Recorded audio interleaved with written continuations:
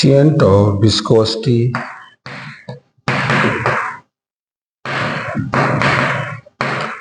of the liquid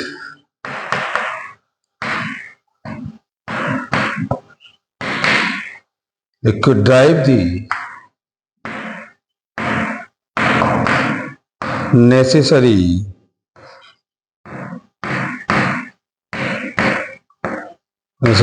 formula by dimension method.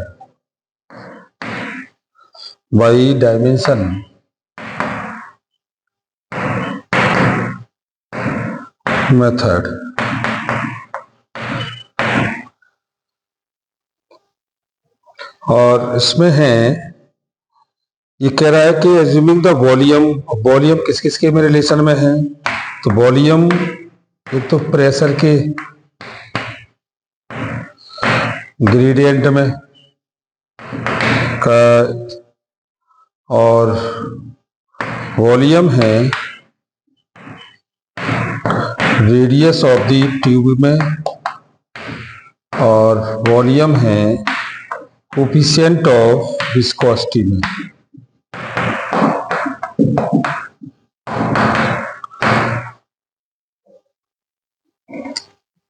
Day कह रहा है drive the necessary formula,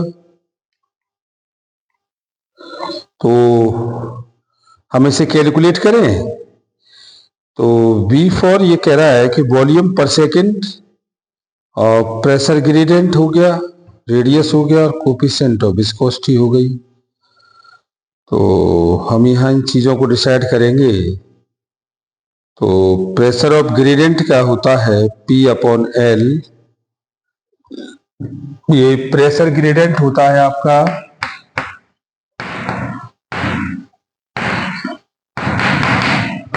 P/L, और radius of the tube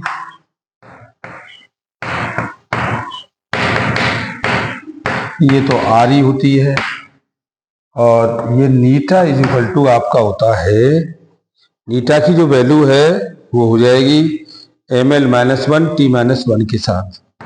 तो ml-1 और t-1 के साथ, और ये pressure force per unit area, तो ये भी ml-1 और t-2/L।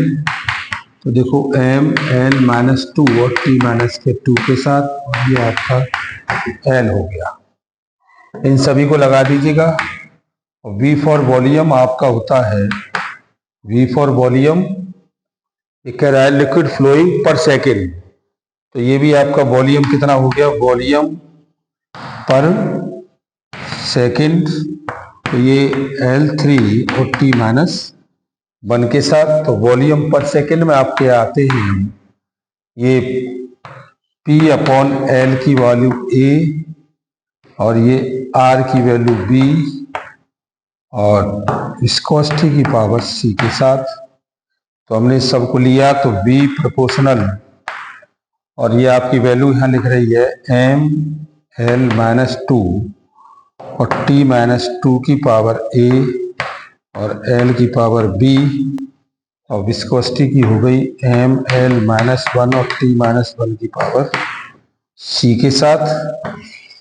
तो ये V प्रोपोर्शनल आपका हो गया MA और L के 2A और t-2A और LB और MC और L-C और t-C। तो ये आपका वैल्यू हो गया V प्रोपोर्शनल MA+C L के 2A प्लस B और -C और t के 2A के C के साथ। और B को हमने कन्वर्ट किया कितने में, B हमारे पास L3-1, हाँ, तो ये L3 और t-1 is equal to K, और ये MA+C L-2A प्लस B-C, और t माइनस 2a माइनस के c के साथ, तो ये a plus C is equal to 0 minus के 2a plus b minus c is equal to 3 और माइनस के 2a और माइनस के c is equal to minus 1। तो ये इक्वेशन फर्स्ट, ये इक्वेशन सेकेंड और ये इक्वेशन थर्ड, तीनों इक्वेशन हो गई। a plus C is equal to 0 minus 2a plus b minus c is equal to 3 और माइनस के 2a minus c is equal to minus 1 के साथ। अब इस वैल्यू से हम ए बी सी की वैल्यू डिफाइन करा लेंगे। तो ए बी सी की वैल्यू हमारे पास कितनी है, A is equal to 1, B is equal to 4 और सी इज इक्वल टू आपकी वैल्यू आ गई -1, सी इज इक्वल टू -1।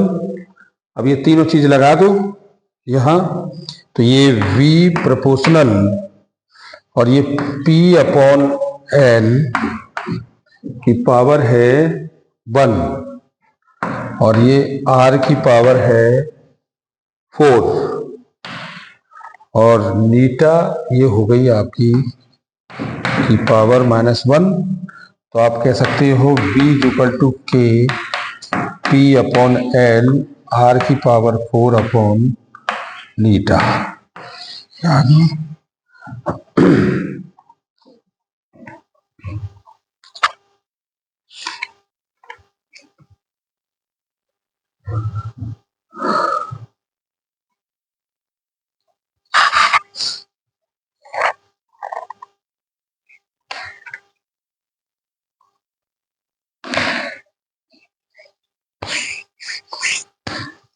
अच्छा, इसके बाद आगे चलते हैं। अब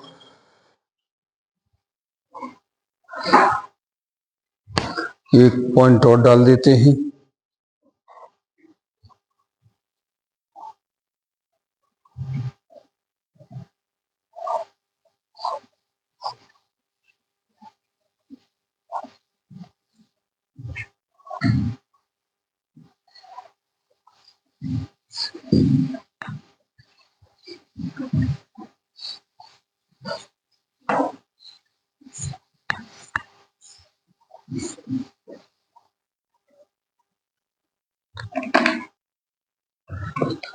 एक प्रॉब्लम है, experiment show that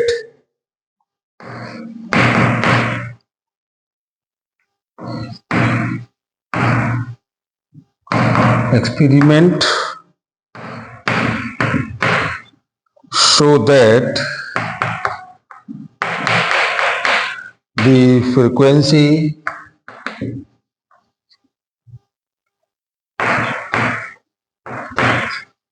frequency and of a tuning fork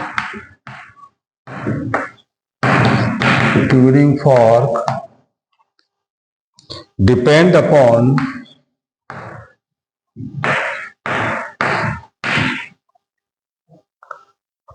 the length L of the prong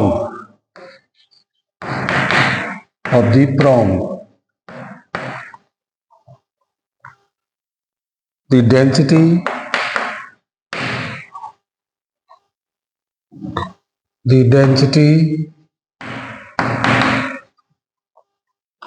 of rho and the Young's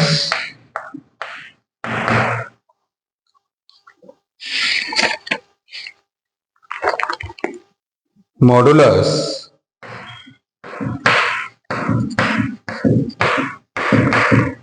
by of its material from dimension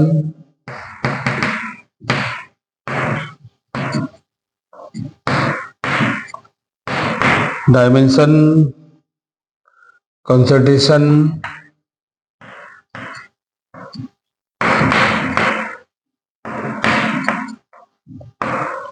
find a possible relation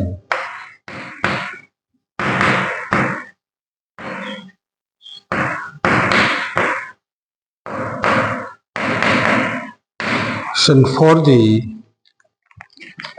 frequency of the tuning fork.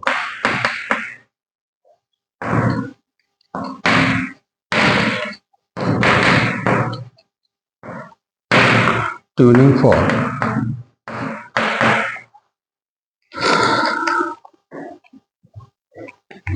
अब इतनी सारी चीजें वो कह रहा है कि जो हमारे नंबर ऑफ टर्न्स हैं वो फ्रीक्वेंसी के वो डायरेक्टली प्रोपोर्शनल है लेंथ, रेसिस्टिविटी और यंग्स डबल स्लिट एक्सपेरिमेंट। तो वो आपकी डेंसिटी और एल के रेस्पेक्ट में। तो ये कह रहा है कि एन जो है प्रोपोर्शनल है लेंथ के, उसकी डेंसिटी के और उसके यंग्स के, इन सभी के रेस्पेक्ट में इसको ड्राइव करना है। तो अब इसमें लेंथ हमारे पास है, रेसिस्टिविटी है और हमारे पास यंग्स है। यंग्स का डायमेंशन फॉर्मूला तो देखिए, रेसिस्टिविटी डेंसिटी जो होता है मास पर यूनिट वॉल्यूम होता है, मास पर यूनिट वॉल्यूम। तो ये आपकी हो गई m और l माइनस के 3 और यंग्स होता है फोर्स पर यूनिट एरिया, यानी कि ml2 और t minus 2 upon ml minus mlt minus 1 और ये l2।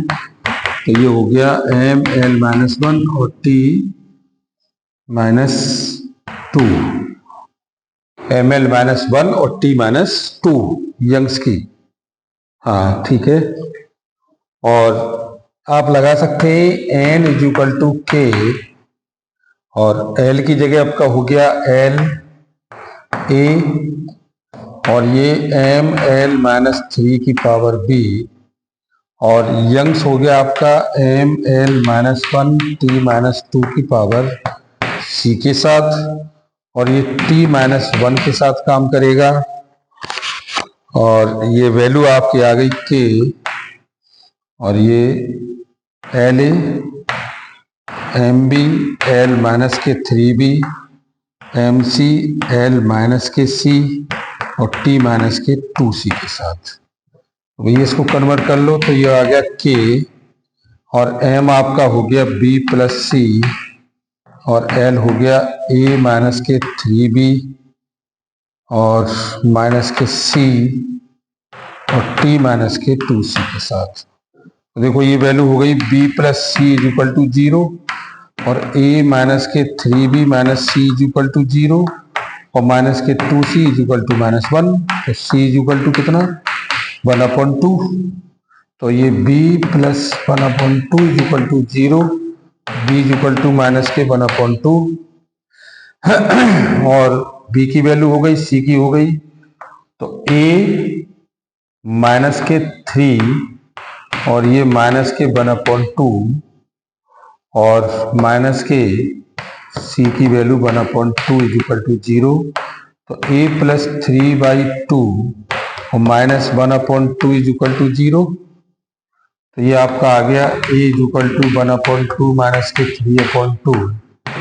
तो देखो माइनस के 2/2 तो a की वैल्यू माइनस के 1 हो गई।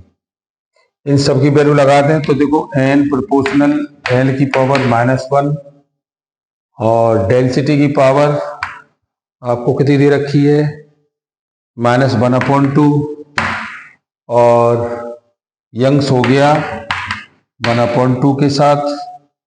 तो ये n प्रोपोर्शनल 1/l और by upon resistivity density.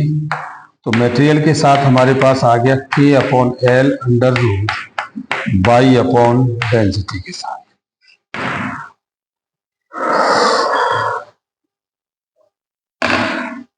Okay, thank you very much. आज के लिए इतना ही होगा।